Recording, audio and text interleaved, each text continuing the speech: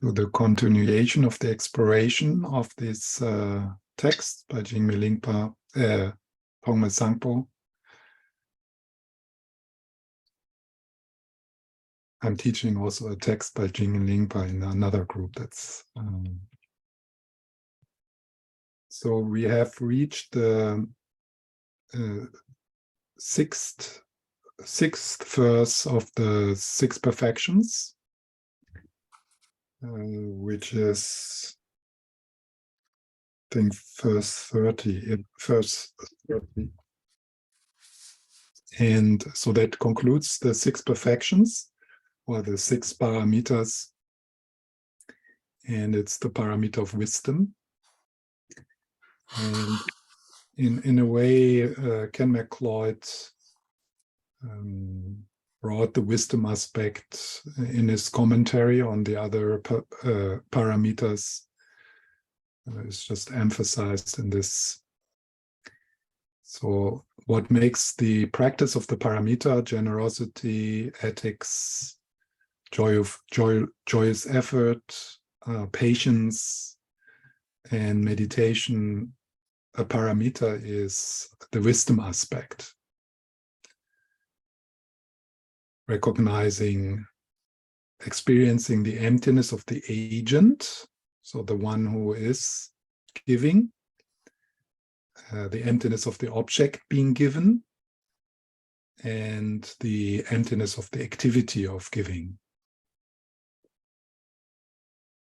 So ordinary giving is wonderful, but as long as our giving comes with a sense of separation, with a sense of I give something to someone who is separate from me, it's not the paramita of giving. And we can recognize that when we give from a confused point of view, from a identification with a separate I, with a separate me, that usually our giving is conditioned. Or there's an agenda behind. And we can notice that when we are kind of disappointed by the reaction, or we somehow hope some thank you, or we have expectation of what is being done with our gift. We might still have some clinging, grasping to the object we give. So in the paramita of giving, all this falls away, and it is a natural, effortless giving, which has no agenda, no condition. It comes with a deep sense. It's the most natural thing to do. It fills us with joy, and we have no afterthoughts, and there's no sense of I am giving something to someone who is separate from me.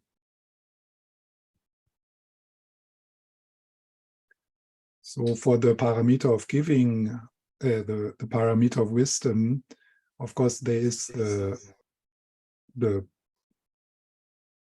philosophical part. So we can, and this is really recommended, to study the teachings on emptiness, and the Geluk tradition is very strong in that. But Ken MacLeod has a much more intuitive, direct way to point, because his commentary is very much influenced by the Mahamudra teachings, the direct pointing to the nature of mind. And in the commentary on the paramita of wisdom, he does it in the same way he did it in the other paramitas, and that's to this question: who is aware? What is aware? So this is a very profound question, a kind of koan. In the Zen tradition, they have this practice of koans, questions being asked which can't be answered by the conceptual mind. So this question is not meant to bring us into some reflection or So it's not meant to bring us into the conceptual mind, but it's an invitation to direct looking into that which is aware, that which is conscious. It's very difficult, or it's impossible to really explain how to do it.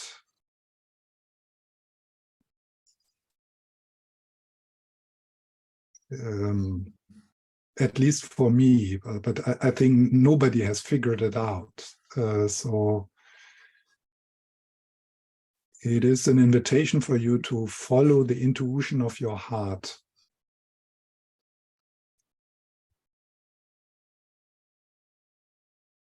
To look with your whole being into nothing. So here, this word nothing, which I might repeat also through our meditation, is not a nihilistic nothing. In a way, you could say there's nothing there if you look. On the other hand, you could say everything is there. So this question points to the most simple, most direct fact that right now you're conscious, you're aware. Because otherwise, these words wouldn't be perceived.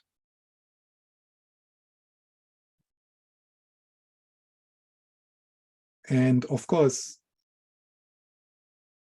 usually we are more interested in what is being said. So our attention focuses on what is being said, trying to grasp these words. But this question, what is aware or who is aware, is an invitation to relax around the focus, your attention focused on the object, that what you're aware of, the objects in your awareness, to relax that and to become curious about what is that conscious aware space within which these words are perceived.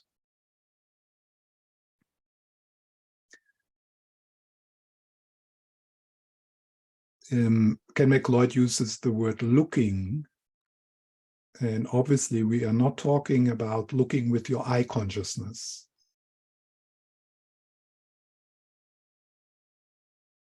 I mean, the best I can say, it's like looking with your heart, looking with your whole being.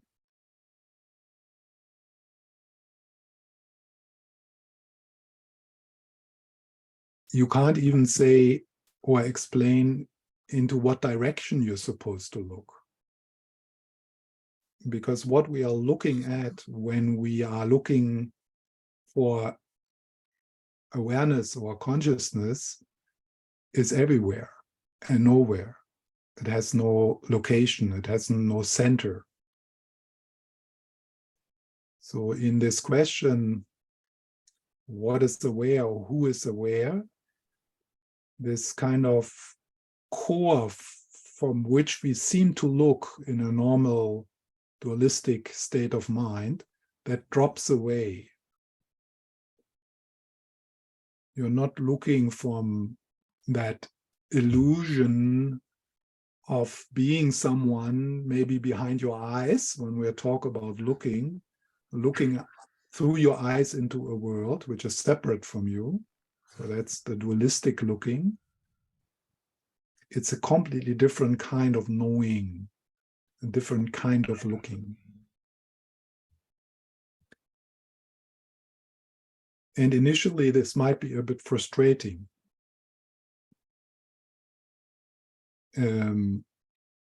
Confusing. But hang in there. At one point, it will be obvious to you. So obvious that you wonder, how could I miss this?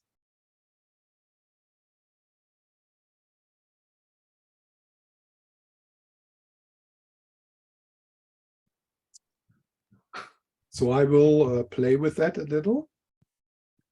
But before we start our meditation as usual with some time for shifting from the doing into the being, from the head into the body. So if you adjust your posture a bit, that is comfortable, but also with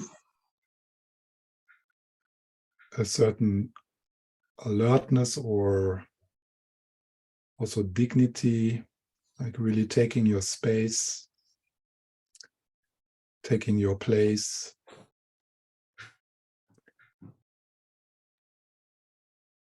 And at one point, maybe your eyes want to close. You can also sit with open eyes and your gaze becomes very relaxed.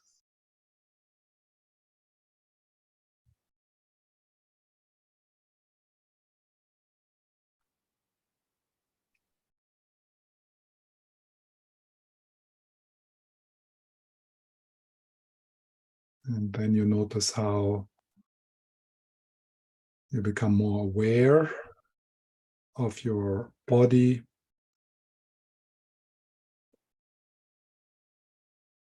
It's like your attention or your awareness slides down, initially even into the legs and your feet.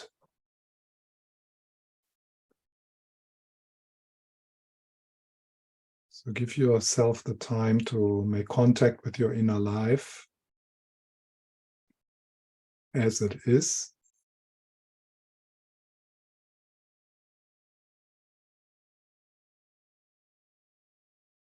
And the breath supports you in this little journey into the felt sense of your body. So with the in-breath, sliding or dropping.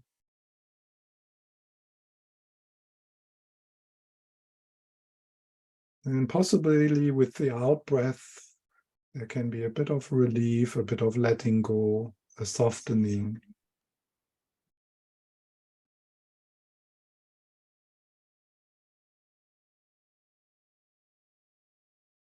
In the belly and in the shoulders.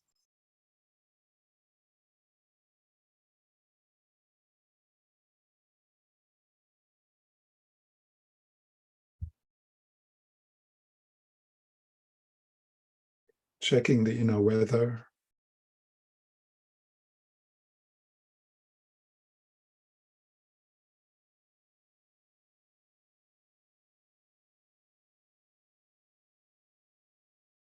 And allowing the narrative self, the inner dialogue, to become less important, not so much in the foreground, not so much living there.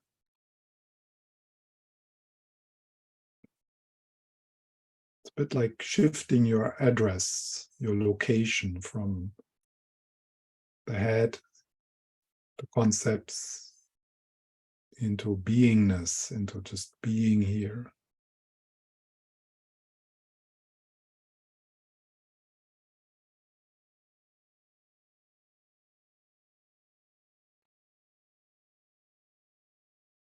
Appreciating the spacious aliveness within your body, particularly in the trunk of the body.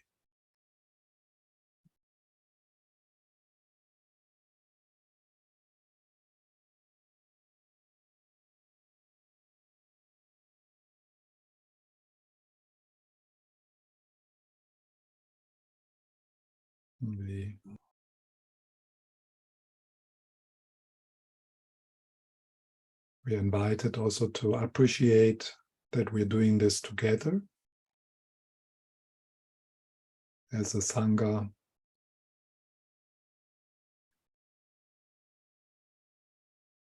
Just sharing silence, presence, without any pressure.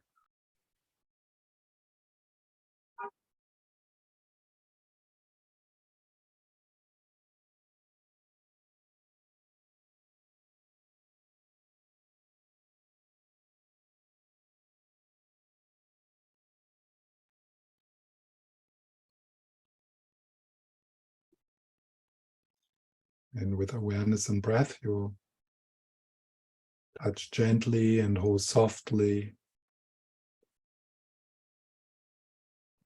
whatever is happening within the felt sense of your body. Let it be okay.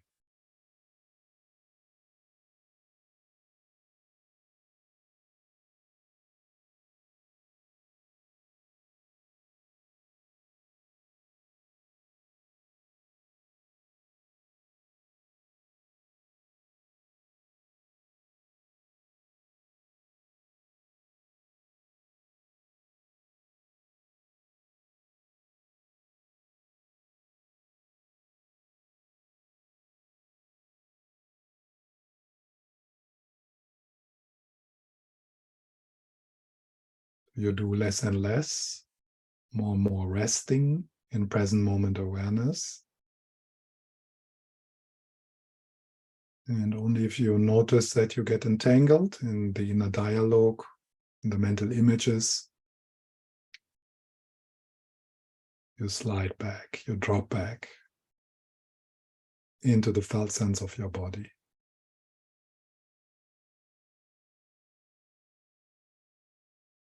You don't need to bring words or labels into the felt sense of your body. See if you can shift into a direct perception of the energies flowing, the parts which are more open, but also sensations of contraction or some other kind of discomfort. And just let it be softening, opening.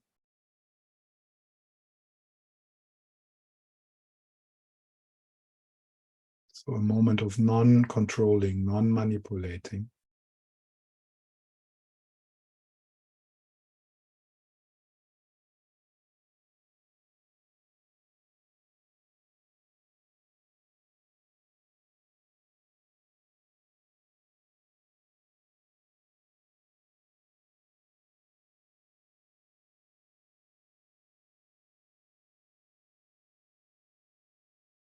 And returning, resting.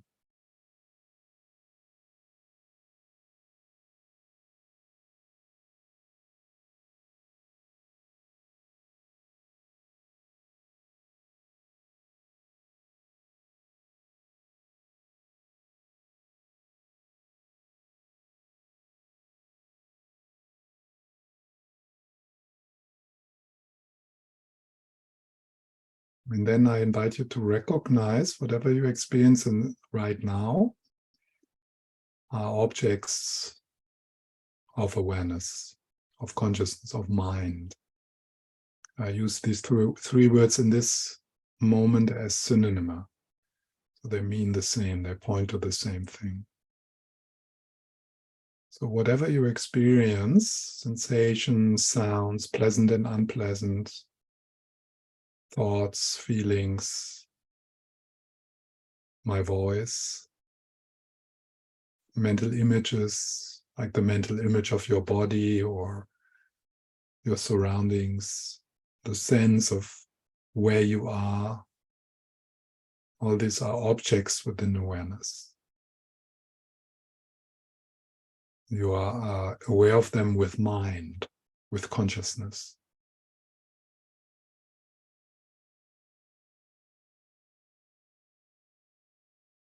So from this point of view, right now, there's only inner experience, because also the outer, the so-called outer, is an inner experience.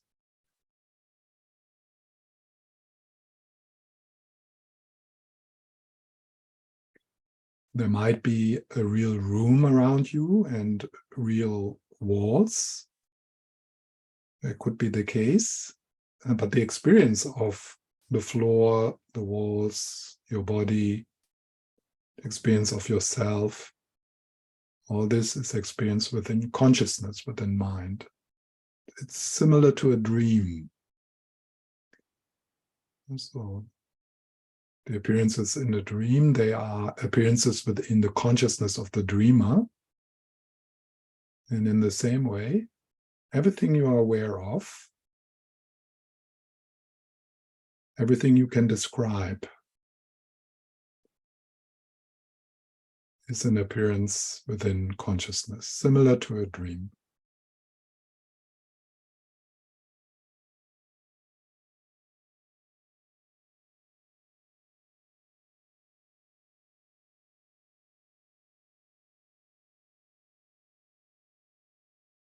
In a way, you could say that the sounds and your own thoughts and your feelings, they're happening in the same space. They're happening in the same consciousness, in the same awareness.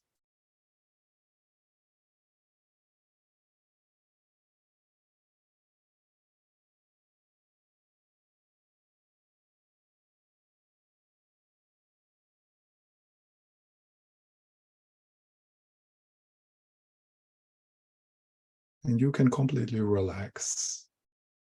There's nothing you need to do with whatever is arising. Just let it be, let it allow everything to be what it already is. And more you do that, more you can relax. You find a place of rest in the midst of your experience.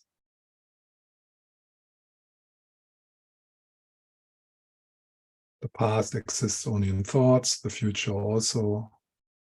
So just resting in present moment awareness.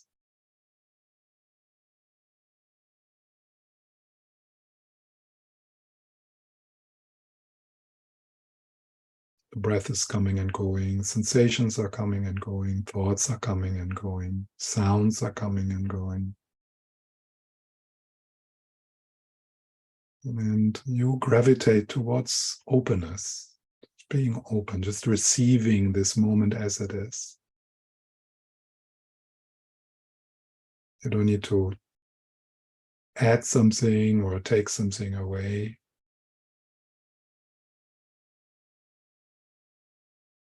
You kind of let it all in. Let it all in. Let it all in into your heart.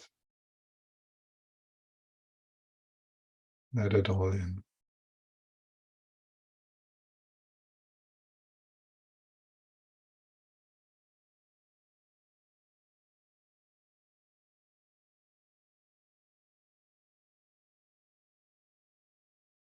And you can relax because you're safe. Also, there's the Sangha, creating a space, a container through our presence where we can be human beings with feelings.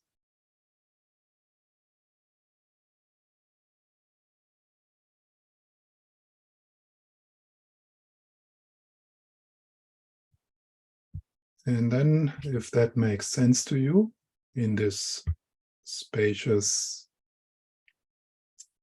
beingness together, we invite the presence of the Buddha, the Dalai Lama, Tara, Amasopa Rinpoche, and other mentors. So we invite our angels, and we invite them into this temple, into this Gompa, this virtual Gompa, our shared space here, so that you're surrounded by the loving gaze. Well, some people would perceive it as some light, a warmth, a kindness.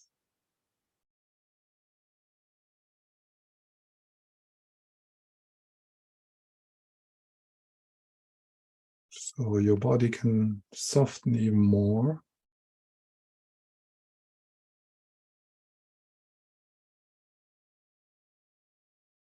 Allow yourself to gravitate towards a sense of safety, a sense of being held, a sense of that you are okay as you are.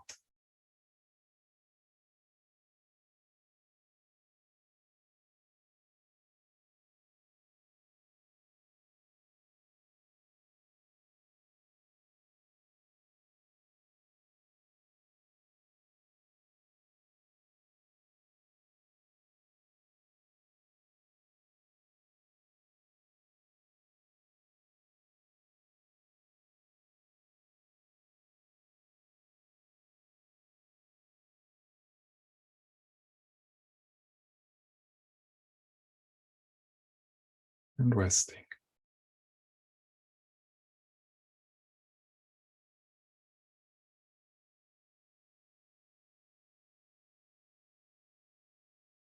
If it supports you, you can call upon a visual image of the Dalai Lama or the Buddha,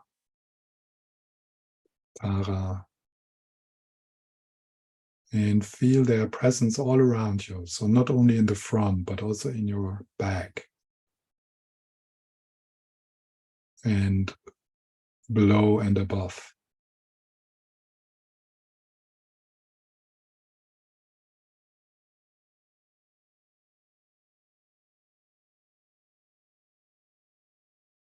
And your whole body is bathing in that.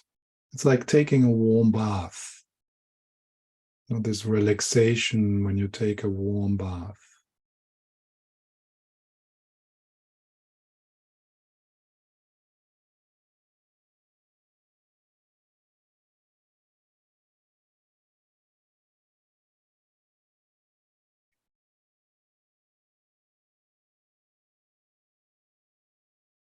And you gravitate to that sense of being held, feeling safe, not only for yourself, but for the whole group.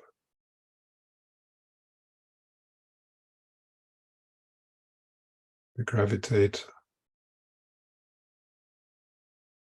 towards opening our heart to each other.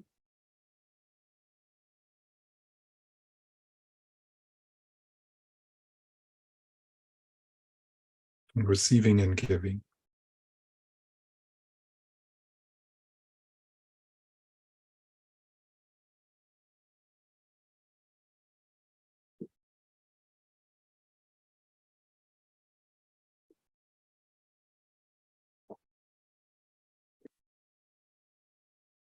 Allow the mental image of your body to dissolve and perceive your body as energy,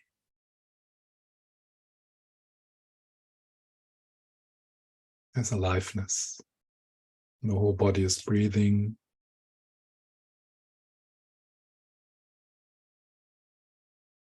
And there's no center. The more you open, the more you realize that there's no core or center.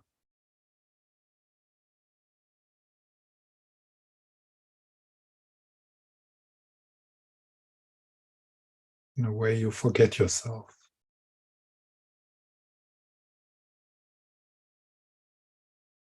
And still everything is happening, everything is here.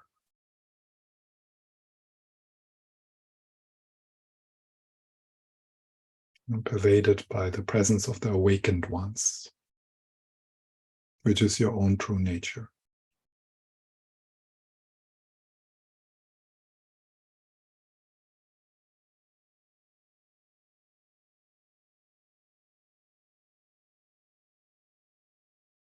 In present moment awareness, there's timelessness and centerlessness, boundaryless.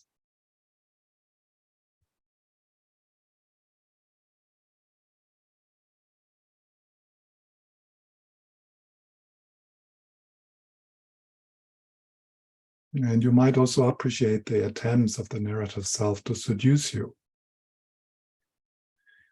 to come back, to find some ground, some conceptual knowing, some fantasies. And that's okay. But you have the option just for these few minutes not to emphasize that so much.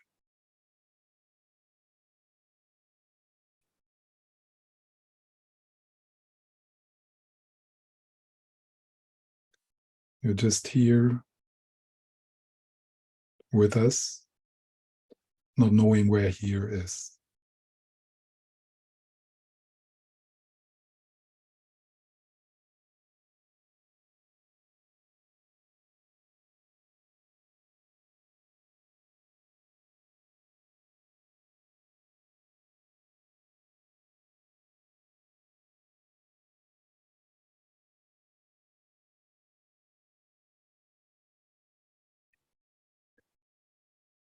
So that what you're aware of, the objects of awareness, and that's pretty obvious. Like clouds.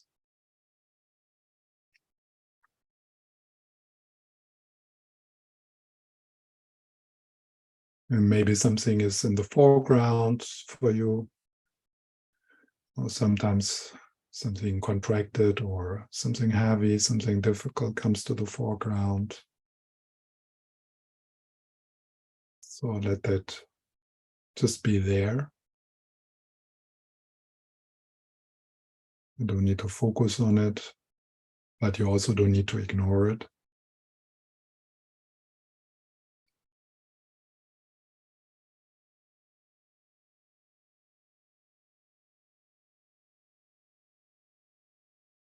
And notice even without doing anything or trying to do something, or things are just happening, like the weather is just changing, clouds are coming and going.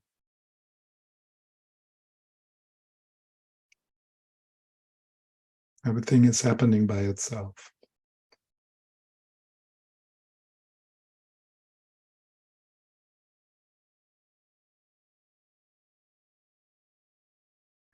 There's really nothing you need to do. There's nothing you need to know.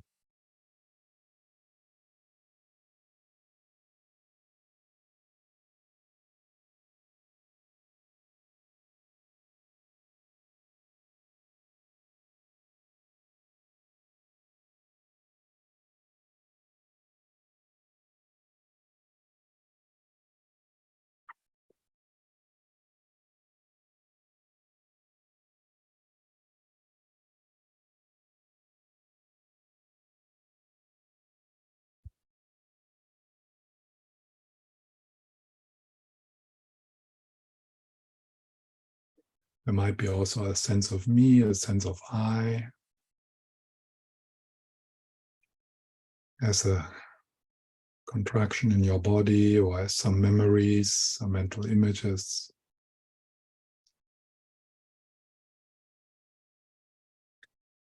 Just be aware that you are aware of them.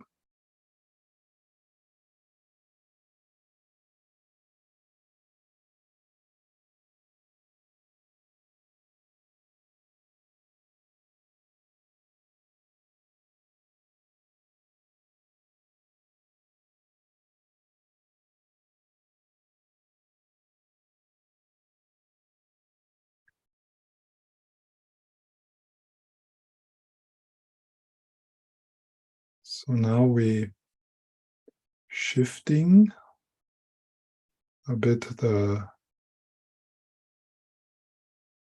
exploration.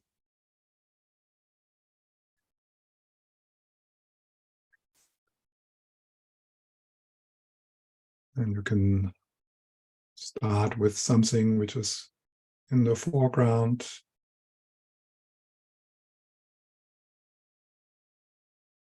Pleasant or unpleasant, that doesn't matter.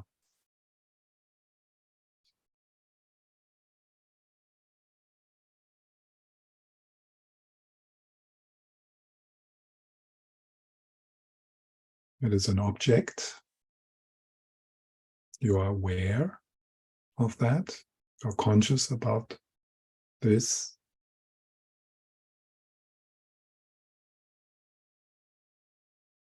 But who is aware? Who is witnessing that?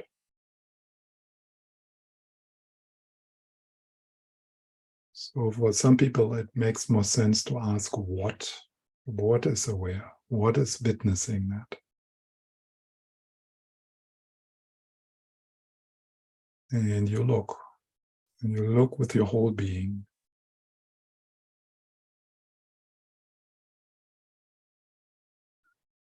You don't see anything.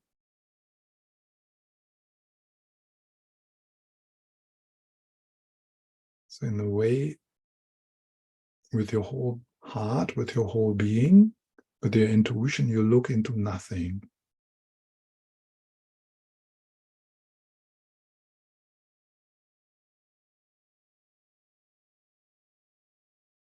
But this nothing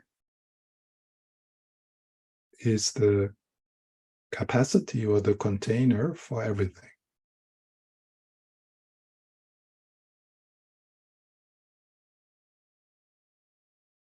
You can't say where it's coming from.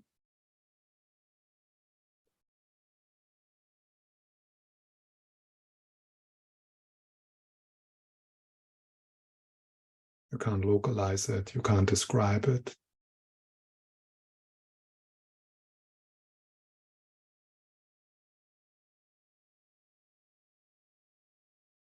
Some people call it presence,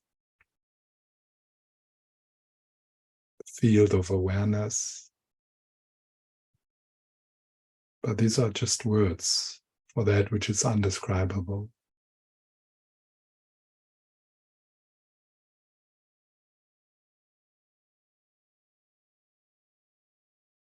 So you're invited into a silent heart communication with the unspeakable.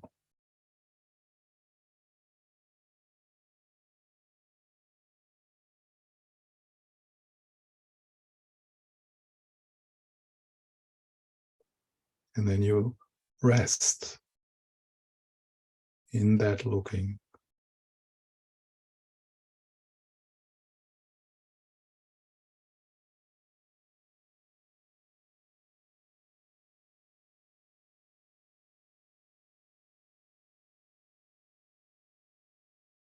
So you turn attention to its source.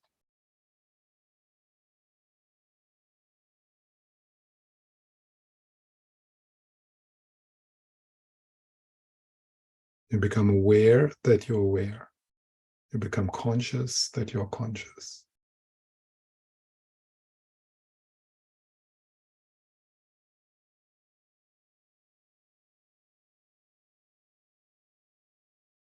But there's nothing there.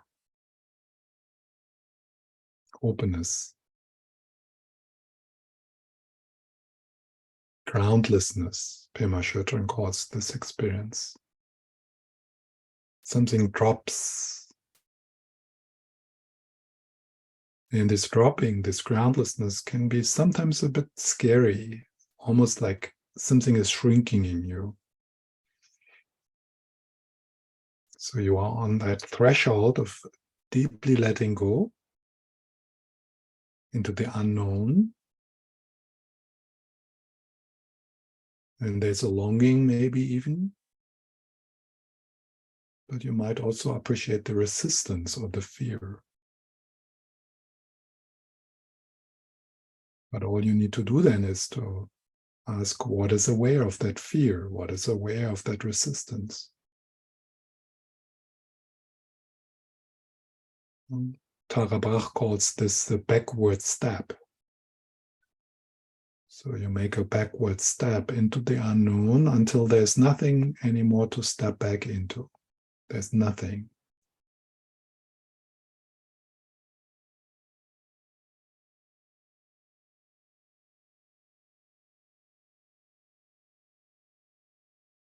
But this nothing is full, complete, in peace.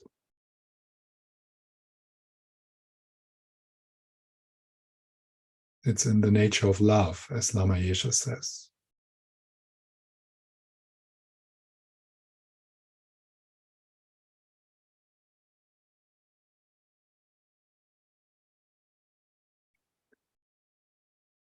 witnessing the ever-present witness.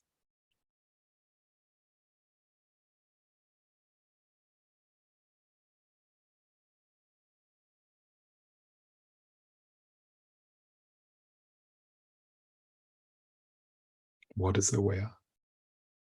Who is aware?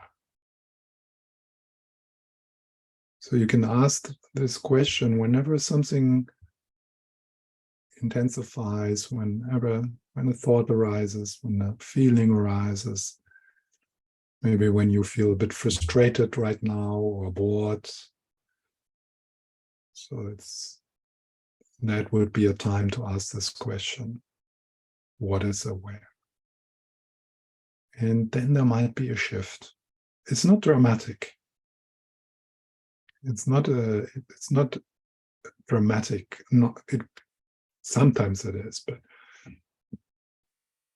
it's pretty ordinary, very simple, very natural. But there's a shift, possibly. And then you rest. You rest as awareness, you rest as witnessing, you rest as conscious capacity. You rest as the field of receiving.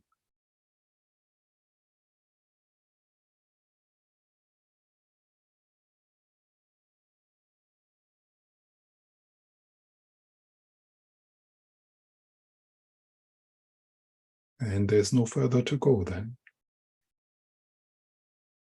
You rest in peace. You rest in stillness. You rest in silence.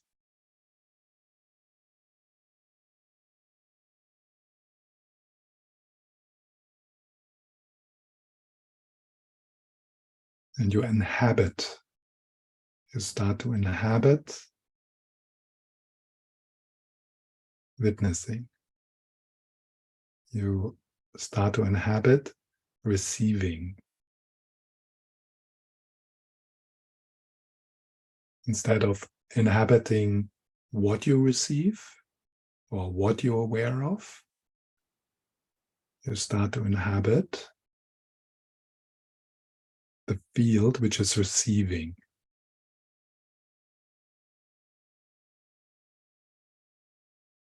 And trust your intuition.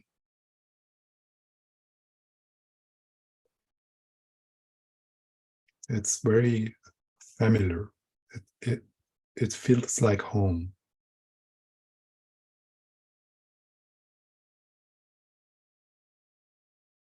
You don't know what it is. You can't describe it. But it feels like home. It's the end of seeking.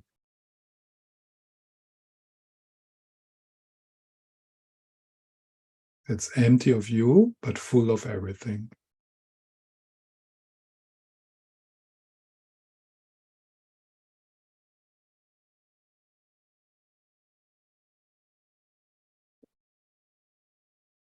If a positive experience like peace arises as an experience,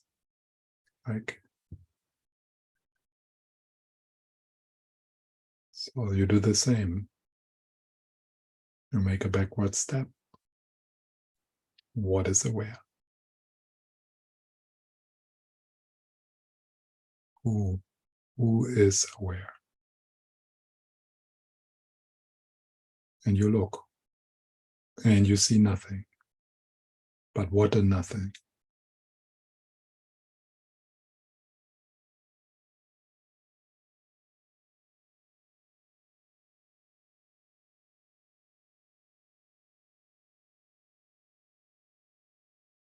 Rest in the looking. Rest in the witnessing. In effortless perceiving. Rest in effortless perceiving, which is boundaryless and centerless, timeless.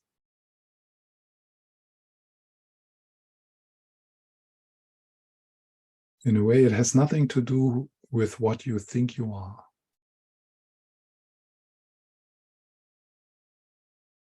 but still it feels very much like you, because it's the you which is always there.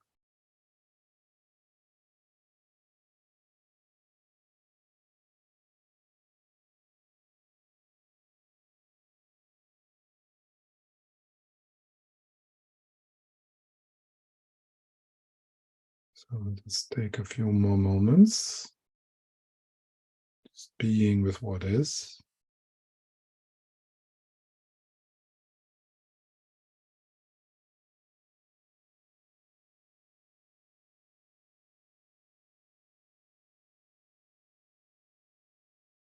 Well, since there's no I here, no me here, there's also no mine.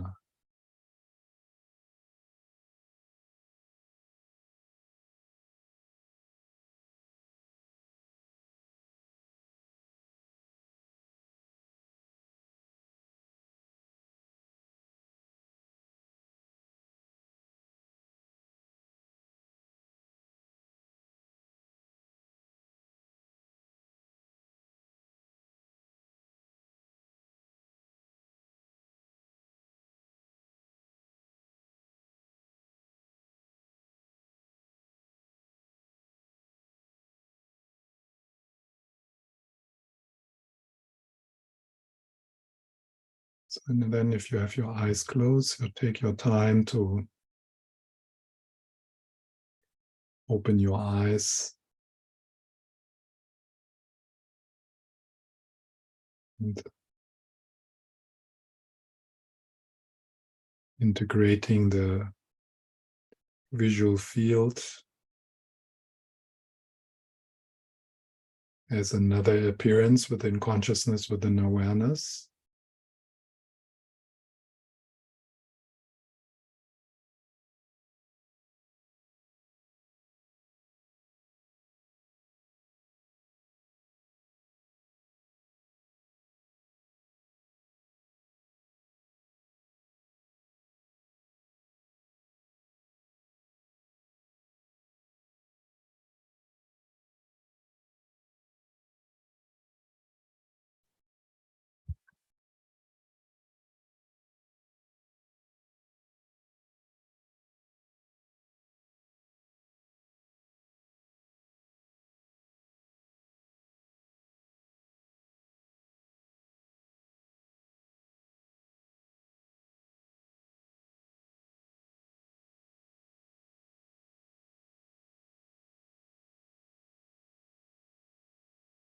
And see if you can keep a sense of that. You can just receive. And so you receive now maybe more the visual and what I say, but also receive the sound around you. You receive the sensations in your body. You receive the breath. Yeah. So it's an effortless capacity to receive this moment as it is.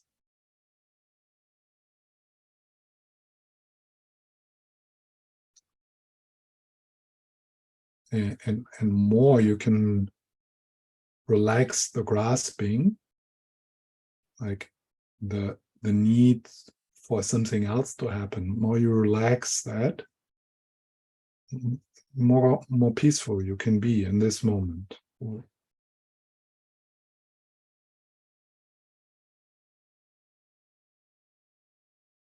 can be in a place where you don't need anything else than this.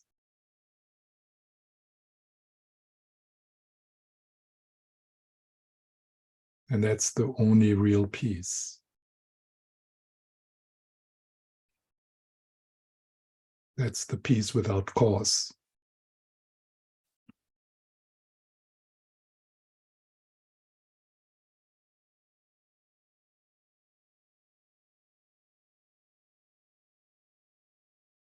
There's nothing you need which from the future.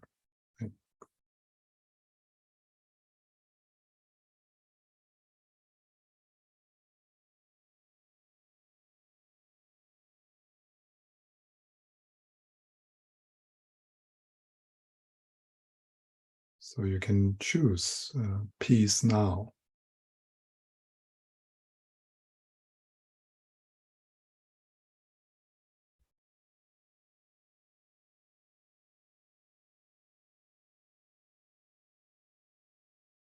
And if there's processes happening or beliefs that there's something lacking, wishes you have for the future, that's fine. You just allow them to happen as well. But remember, nothing ever will bring you that kind of peace which is available right now for free without any effort. It's the truth of this moment.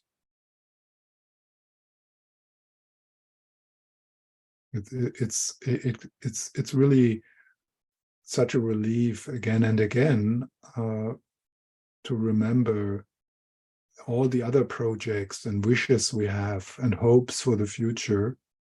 Nothing of that will bring us what we can find now.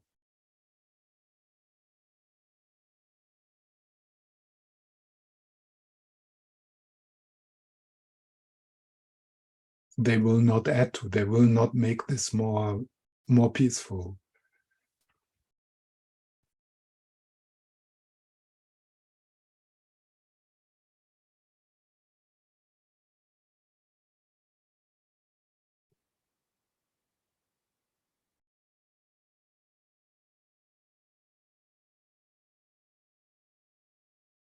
I choose peace. So that, are you choosing peace? Again and again. Peace without cause. And how much in your life is still around peace with cause? Notice that.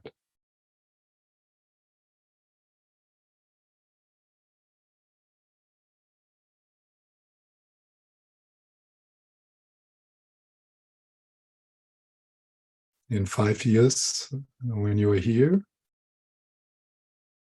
and you will be here, the here which we don't know where here is, it will not be, you will not be closer to this. Even if you have read a few more books and you have done more of your preliminaries and have maybe a better understanding, conceptual understanding of emptiness, nothing of that will bring you more to here.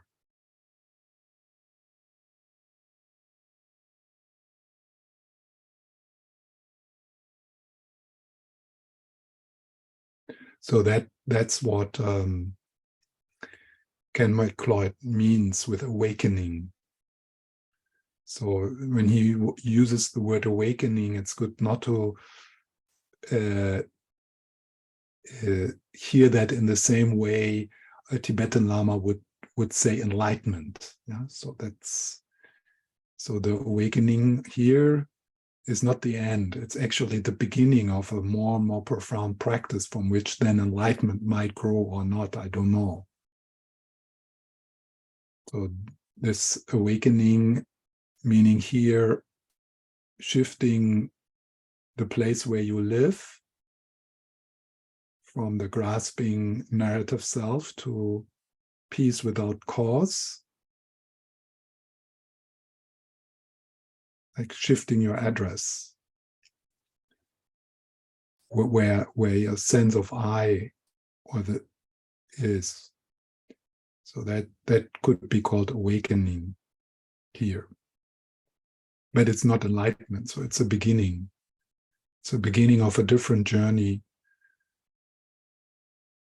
It's a fundamental shift, and in the next verse, which we will talk about tomorrow, I just say this now because it fits. It's a shift from being a seeker to being an explorer. When you have a genuine experience of what you invited here in this kind of meditation, you're seeking ends. There's no doubt about that you just touched what this tradition is about. There's no doubt about that. So any kind of thought you need to get more teachings, or there is some secret a guru can give you, or there's a book which finally will explain you for what this is about, that will completely cease by just having a glimpse. I mean, if you have seen the sky once, you know it's there. Yeah, even if periods of confusion still arise and periods of contraction and like a sense that you have lost it, but you know that the sky is there. So you are not going to you're not going to seek anymore. But there's so much to explore still. There's so much to heal, and also so much to explore in how to live from that place 24/7. How to live from peace. How to live from love. That's when the practice of the other five the other five practice, giving, meditation, becomes paramita. You do them, but you don't do them with a seeking, grasping, wanting things to be different mind. You just do them because they happen, and it's just the most natural way to respond to the world. But still, there's so much skills, still to, like conventional skills, still to develop. And then, of course, one part of the shift from seeking to exploring is, it's natural that you will start to explore how to communicate this with others.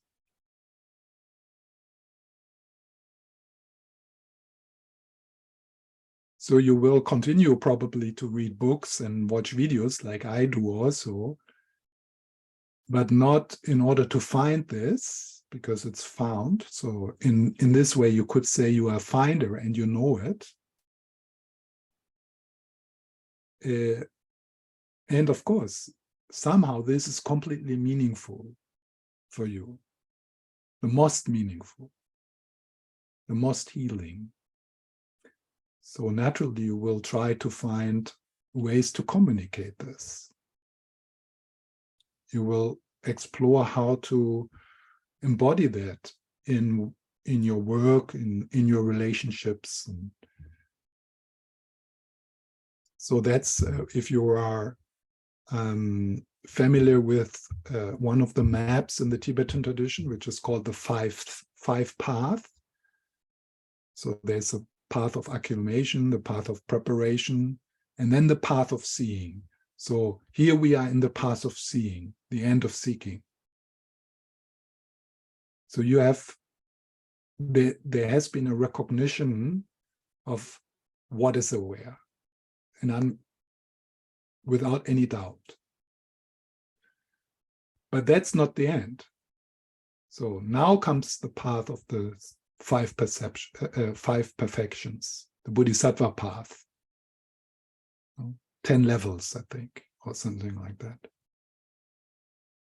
And then you come to the path of what is called the path of normal learning, which is the complete enlightenment in the Tibetan tradition, which is, for me right now, more like a myth, yeah, but because I haven't met someone. Oh, or maybe, yeah, maybe I did. I shouldn't say that. I'm actually supposed to look at Lama Zopa as someone who did it, yeah, because I received highest yoga tantric initiations from him. So I chose him for myself. I empowered him to be that man in my life who is that. Yeah? But I can't perceive him like that, yeah, because you can perceive that when you're there.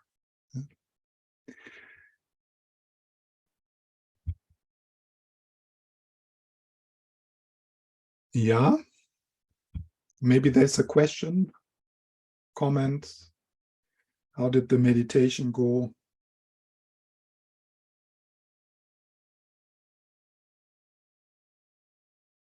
Yes, Pat. So I have an observation and then a question. So in that moment of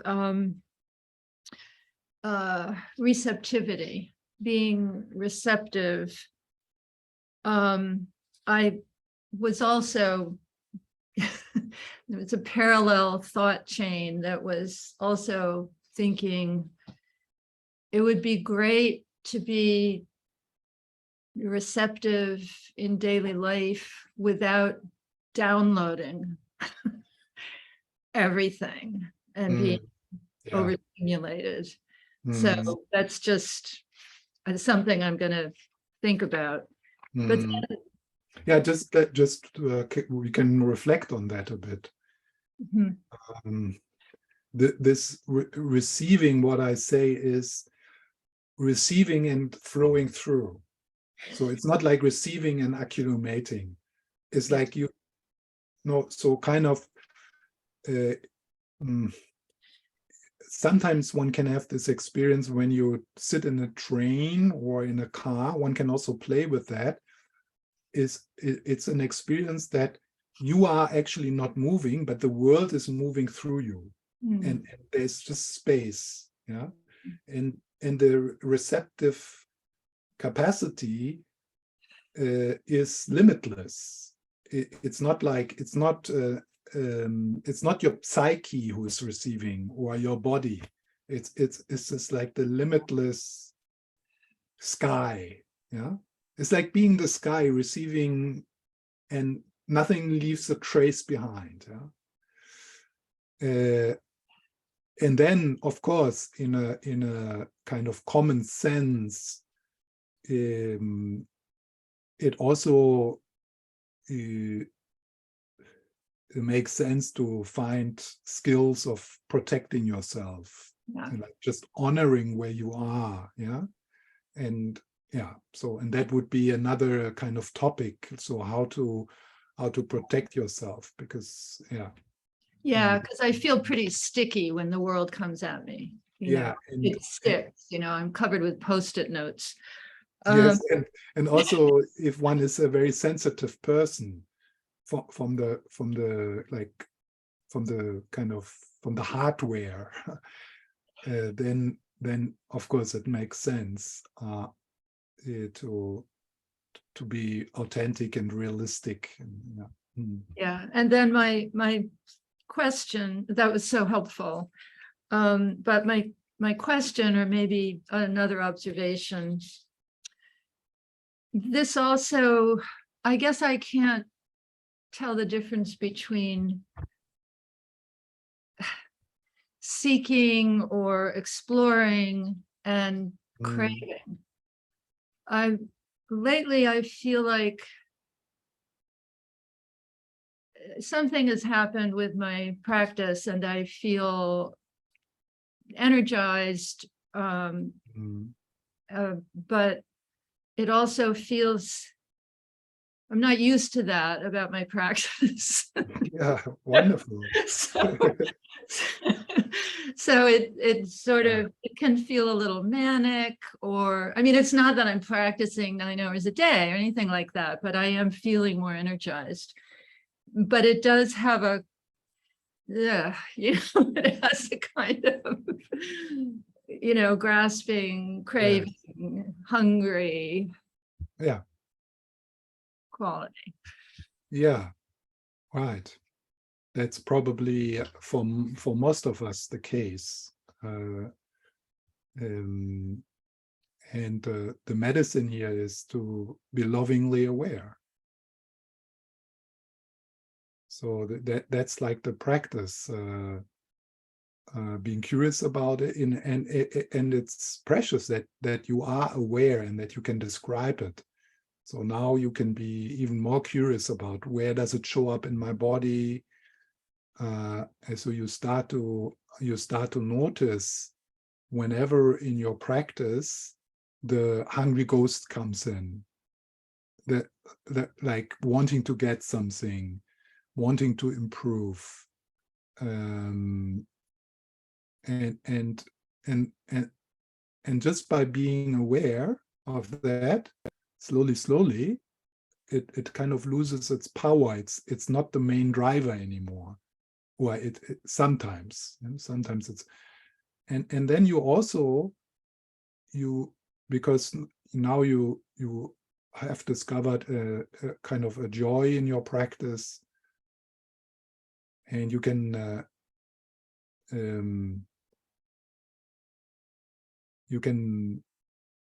tune into that, and I would be really, in your case, I would be really happy of that joy, because that kind of joy in our practice only arises when we are less in the seeking, when we are more in the present moment awareness, when we are not doing the practice anymore with an agenda. Then that kind of joy you describe arises in our practice. So we are successful in a way, and it's good to appreciate that and sink in. Yeah. So this is like this is what then the practice is to sink in. Like, I don't know what would be another word, to marinate, to sink in into that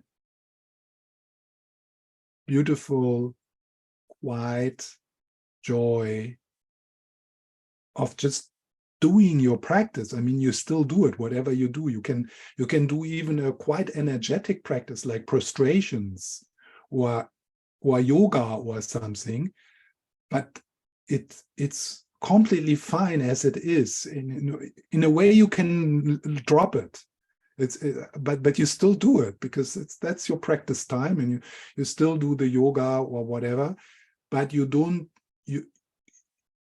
not doing it for the future. You're doing it because the prostration is an expression and a manifestation of the fullness you experience in that moment. Yeah, it's a very different kind of practice. And tomorrow we will, in the next verse, Kemek Lloyd and also Tongme Sangpo is talking about exactly that, this shift in our practice. From a practice wanting to make things better than they are, to practicing right there, now, in present moment awareness, and being full.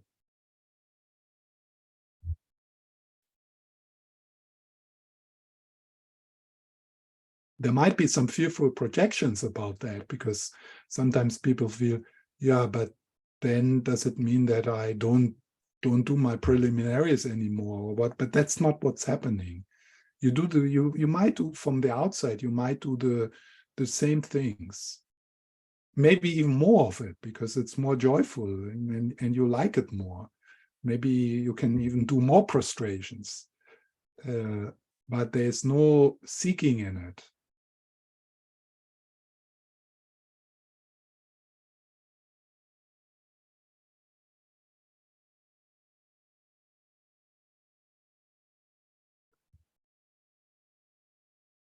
Yeah. Is there anything else? Yes. So I want to say once again, thank you so much, Stephan. This is extraordinary. Everything, all of the teachings, all of the practice, all of the contemplation, the whole lineage, these classes, this particular hour when everything came together. Thank you so much. Thank you, Philip.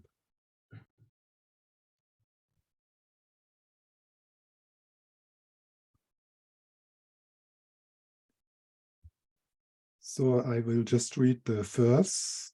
Without wisdom, the 5 perceptions are not enough to attain full awakening.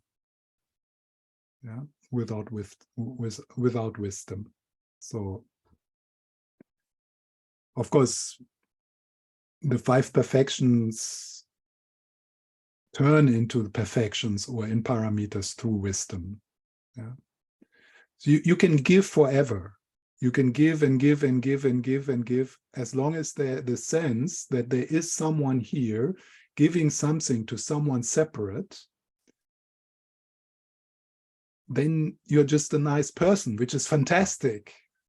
So don't stop to do that kind of giving. Yeah, I mean, it's a good thing, but it's confused giving. Yeah, or the same with compassion. So as long as you practice compassion, like loving kindness, with the sense, oh, there is someone here, and I do this kind act, I do this compassionate act to someone else, you can do that forever. And of course, you accumulate kind of good karma through that. Yeah, if we go into the karma teachings, so you create positive energy, but it has nothing to do with practice in the sense as it is being understood in the Mahayana tradition.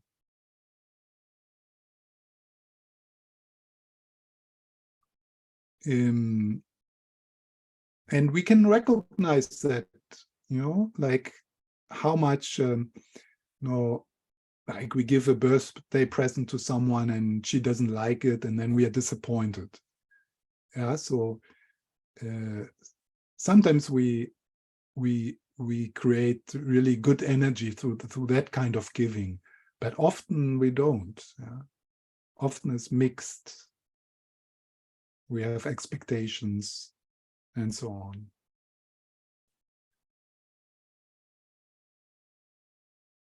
So then he says, cultivate wisdom and skill.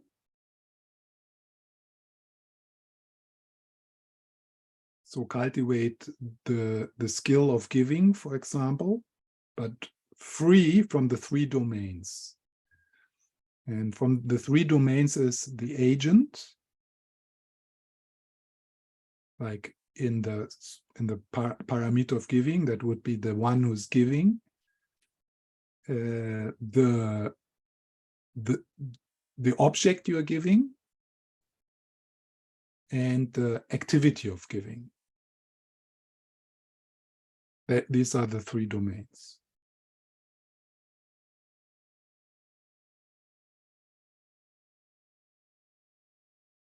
With patience, it's the same. So the one who is patient, the activity of being patient, so however you express being patient, and then the object you are patient towards. So cultivate wisdom, in the Gelug tradition, that would mainly mean to study emptiness and study the twofold emptiness, what is called twofold, the emptiness of the subject and the emptiness of the object. And that really helps. But it is not emptiness.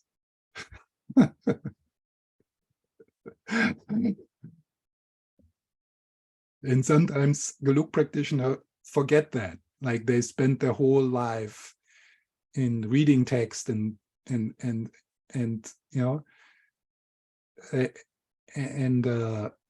trying to understand what is not an object of knowledge. And then, of course, it's in the text that it is not an object of knowledge, but then they read text on text how emptiness is not an object of knowledge. Yeah. So you can, in a way, you can overdo it. Probably we are not in that category that we have overdone it. So I think for us, it's a deeper conceptual understanding within the teachings of Lama Tsongkhapa of emptiness will probably be helpful for us to support us in that direct experience, in the pointing out of the what is aware. And what particular it will prevent us is the kind of trap one might fall into this, to objectify and reify unconditioned awareness, unconditioned. So when I say now awareness or unconditioned awareness, we might hear it as something, like, yeah, I've heard this word before, and you get an idea, and maybe you describe it as boundaryless and centerless, and then you already objectified it, you reified it, you made that undescribable, ungraspable into something which you then can chase or get or not get, or so the teachings on emptiness, because they deconstruct everything. They would also, when you study emptiness, you also deconstruct awareness. You all know there is no awareness, there is no consciousness. It's empty. And in the teachings on emptiness, they go even further. They deconstruct emptiness itself, so that you don't fall into the trap of that emptiness is something like an ultimate truth, or something. Yeah, but so that's called the emptiness of emptiness. So it's helpful, but you can also get lost.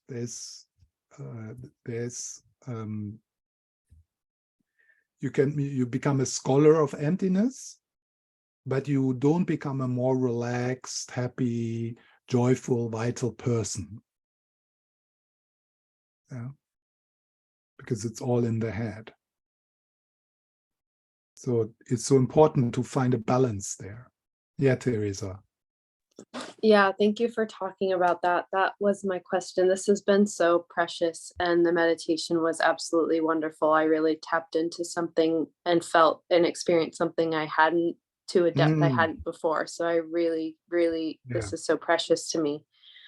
Thank you. Yeah, that was my question around the emptiness of this groundless place, because I think there's, like, when I'm in it, I don't have that question. I'm not worried about, like, if this is dependent on something, or, but there is some sort of source quality to it where it feels like it is a place, or it has like its own, it exists from its own side, kind of like a God figure. Like there is some sort of source quality. And so sometimes I get this catch where I'm like, this feels like this is all, it feels all pervasive. It feels like it's everything and everywhere, and you can never escape it. But then, like, I don't know the question to ask, or how to move into, like, deeper into that, to see that it's empty, or to feel that it's empty. Yeah, but in a way you describe it, you used words, but the way it landed here was not that I've heard you describing something which we can find, or so I appreciate that when we talk about this, we need to use words, but the way you use the words, they came with a flavor of that, that you don't know what you're talking about. And also you knew when you were talking that I know that we don't know what we're talking about. but in the same sense, why this was happening in me was a joy, kind of showing, hey, she got it. Yeah. And that's something, I don't know, that's something it's you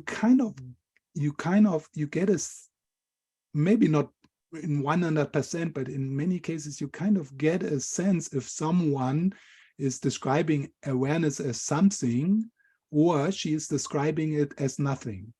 There is a kind of melting of the hearts somehow. It happens on a different level, that kind of, the words are not so important anymore. Yeah. Mm-hmm. But then also,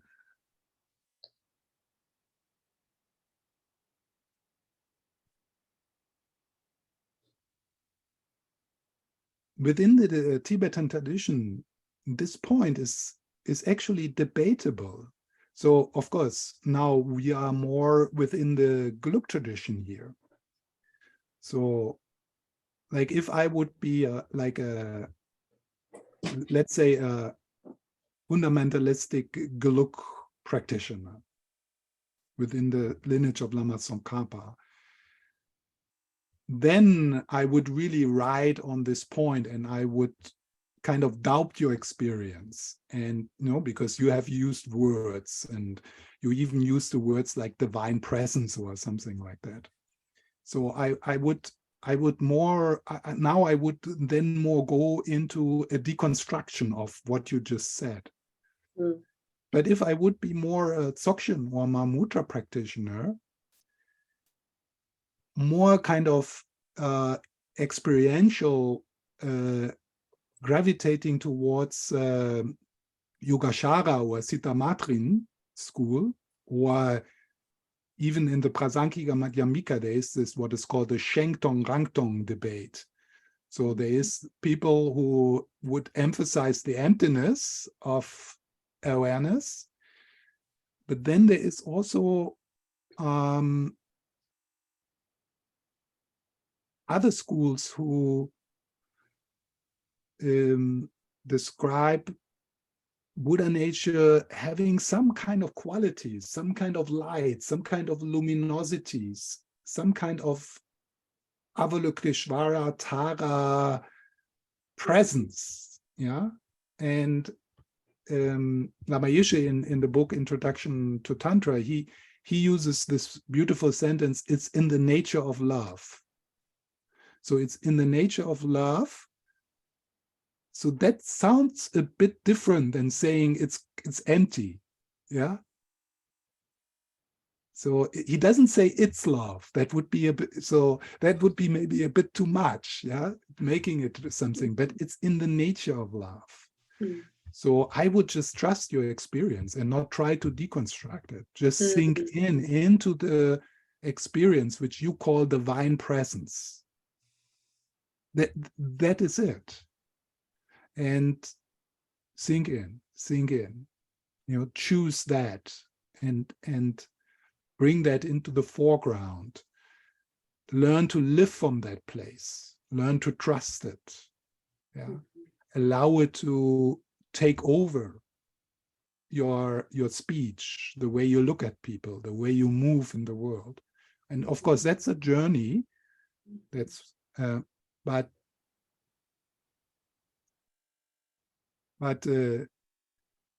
also, when you said in your meditation, in this guided meditation, you had a kind of flavor or taste you haven't had before. Just trust that. Just sink into that. Trust that. And don't let any kind of emptiness, non-meditator, philosopher destroy your experience of something which is bigger than you, which you can't describe.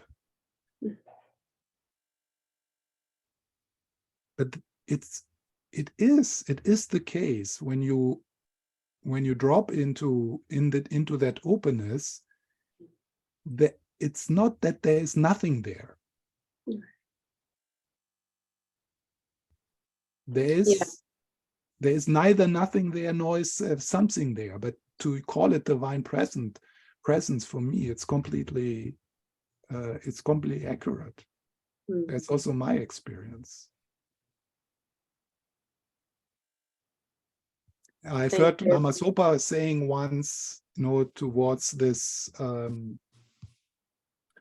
this debate within the Tibetan tradition of the focus on it's empty or describing it in somewhat positive qualities in the sense of Siddhamatri Yogacara school, yeah, like it is done in the Dzogchen and in the Mahamudra tradition.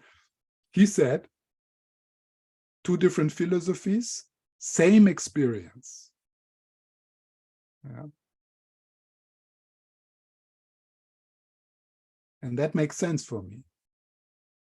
That actually all mystic traditions, the founder of all mystic traditions, they had this experience. And it's not even an experience, so but at least not in the sense you use the word experience, because the word experience implies someone experiencing something. So this is some kind of other experience, different dimension of experience. But it makes sense to assume, and not anyone would agree with this, that the founders of the different schools within Tibetan Buddhism, and even the founders of all mystic traditions, they had this experience, and then they wanted to share it. So they made words, but nobody got it, because you can't put it into words. So they make more words, because the urge to share it is so big. So they make more words. And then people write down the words. And then people commentary on that words, and becomes more commentaries, more, it becomes more complex. And the original experience gets completely lost. Yeah. So that's why I really enjoy hearing experience like you shared a little bit now, Teresa, and confirming them. Of course, that's not the end. It's not like, okay, now Teresa is awakened in the final sense. But it's so important that we start to trust the intuition of our heart, and at the same time knowing what there's things to explore, there's things to deepen here, there's things to heal, there's skills to acquire, to share this, to bring this into my relationship, into my work. But on the other hand, trust that you got it in glimpses.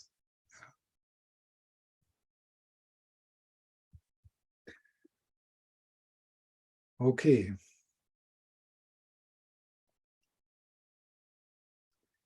Yeah, so let's dedicate the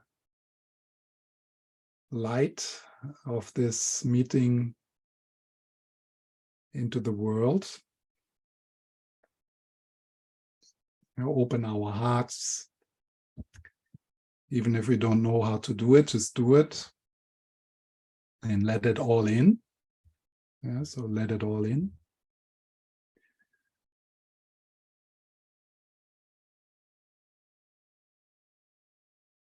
Yeah, and then maybe you want to reach out to particular people who are in crisis. And we can also share with the activities of the Shantideva Center and the whole FBMT, the wishes of His Holiness the Dalai Lama and Lama Zopa Rinpoche.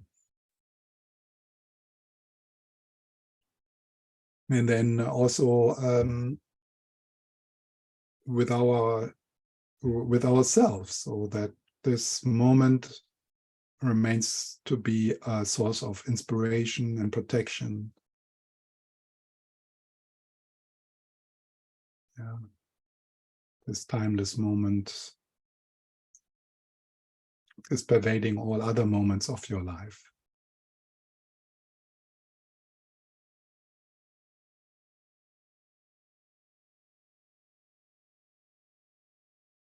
And may all beings, may all people, may all animals, invisible beings, may they all awaken to that true nature.